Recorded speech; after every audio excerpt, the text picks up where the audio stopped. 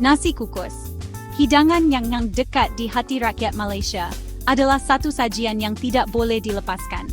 Walaupun nampak ringkas, nasi kukus dengan nasi yang gebu dan lauk yang menyelerakan ini membuktikan keajaiban masakan steam. Setiap suapan membawa rasa yang kaya dan memuaskan. Dinikmati untuk sarapan, makan tengah hari, atau makan malam, nasi kukus menawarkan pengalaman rasa yang memuaskan dan aroma yang memikat. Ia adalah hidangan serba boleh yang sesuai untuk setiap waktu makan. Kecantikan nasi kukus terletak pada kesederhanaannya. Ia tidak memerlukan bahan-bahan yang rumit atau teknik memasak yang sukar. Tidak seperti hidangan nasi lain yang memerlukan perhatian berterusan, nasi kukus hanya bergantung pada kekuatan steam. Proses ini menjadikan nasi lebih sihat dan mengekalkan nutriennya. Kaedah memasak ini menghasilkan nasi yang dimasak dengan sempurna, setiap butir nasi terpisah dan masak sekata. Ini adalah rahsia di sebalik tekstur nasi kukus yang unik. Hasilnya adalah tekstur yang ringan dan gebu yang memuaskan dan lazat. Setiap hidangan nasi kukus adalah satu pengalaman yang tidak dapat dilupakan. Untuk menyediakan nasi kukus yang lazat, Anda hanya memerlukan beberapa bahan sahaja, yang kebiasaannya sudah ada di dapur Anda.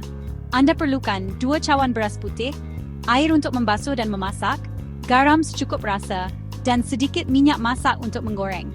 Bahan-bahan asas ini membentuk asas nasi kukus kita.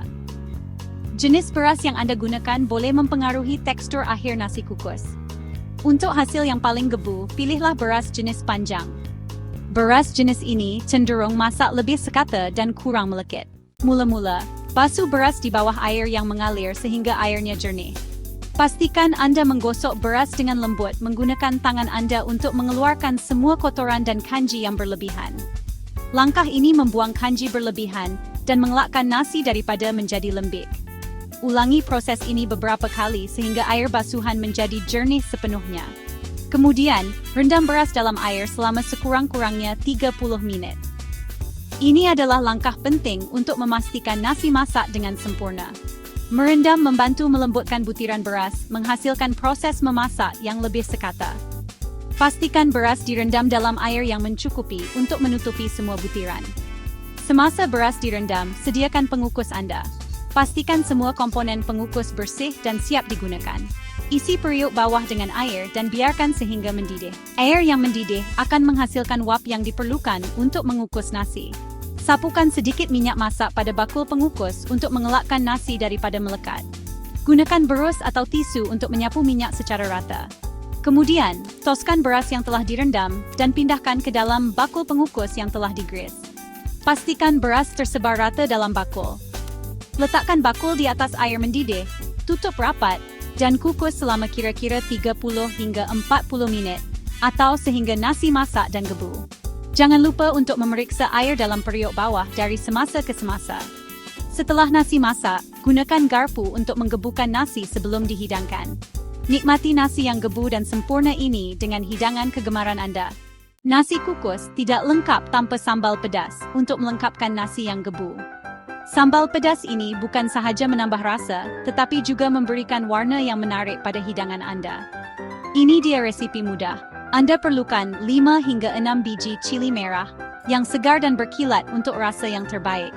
2 hingga 3 ulas bawang merah. 1 ulas bawang putih, setengah inci halia yang akan memberikan aroma yang harum dan rasa yang mendalam, dan garam dan gula secukup rasa. Garam untuk menyeimbangkan rasa pedas dan gula untuk sedikit kemanisan. Kisar semua bahan sehingga menjadi paste yang halus. Pastikan semua bahan tercampur rata untuk mendapatkan tekstur yang sempurna. Tambah garam dan gula mengikut cita rasa Anda. Anda juga boleh menambah sedikit perahan limau untuk rasa yang lebih segar. Sambal pedas ini menambahkan rasa yang menyengat pada nasi kukus, menjadikan setiap suapan lebih menarik dan memuaskan. Mewujudkan keseimbangan yang harmoni antara pedas, masin, dan aroma yang memikat. Hidangan ini pasti akan menjadi kegemaran keluarga Anda. Anda boleh melaraskan tahap kepedasan dengan menambah atau mengurangkan cili mengikut cita rasa Anda. Jangan takut untuk bereksperimen sehingga Anda mendapat rasa yang sempurna.